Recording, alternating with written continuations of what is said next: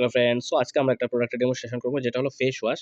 মোদি কেয়ারের নিম face wash এবং বাজারের ফেস ওয়াশের সঙ্গে আমরা একটা ডেমনস্ট্রেশন দেখবো। তো আমরা দুইটা গ্লাস নিলাম, দুইটা গ্লাসে আমরা জল ঢাললাম, এটাতে একটু জল ঢাললাম, এইটাতে একটু জল ঢাললাম। ওকে, এখন দুইটা গ্লাসে আমরা একটু লবণ দেবো। লবণ কেন দিচ্ছি? কারণ আমরা জানি স্কিন মানে আমাদের জল আর লবণ দিয়ে আমাদের বডি তৈরি। তো আমরা বডির আর্টিফিশিয়ালভাবে বডি তৈরি করছি। একটু দেখুন, এটা আজকে বাড়িতে ট্রাই করছি ডেমোটা পার্সোনালি।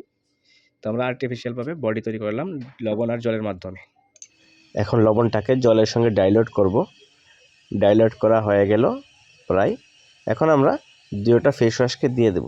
এটা হলো বাজারের একটা ফেস ওয়াশ, এটা দিলাম, এবং এটা হলো মোদি কেয়ারের নিম ফেস ওয়াশ, এটা আমরা এটাতে একটু দিলাম। এখন দেওয়ার পর আমরা দেখব যে এই দুইটা বডিতে আমাদের কি পরিবর্তন হচ্ছে।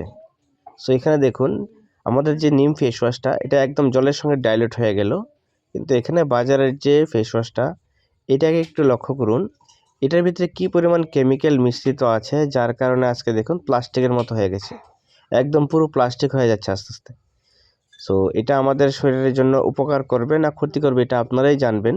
কারণ একটু দেখুন, দুয়োটার ভিতরেই আমরা লবণ দিয়েছি এবং জল, লবণ আর জলের মাঝখানে আমরা দিলাম কি বাজারের ফেস ওয়াশটা। এখন এটা কি হয়ে গেল?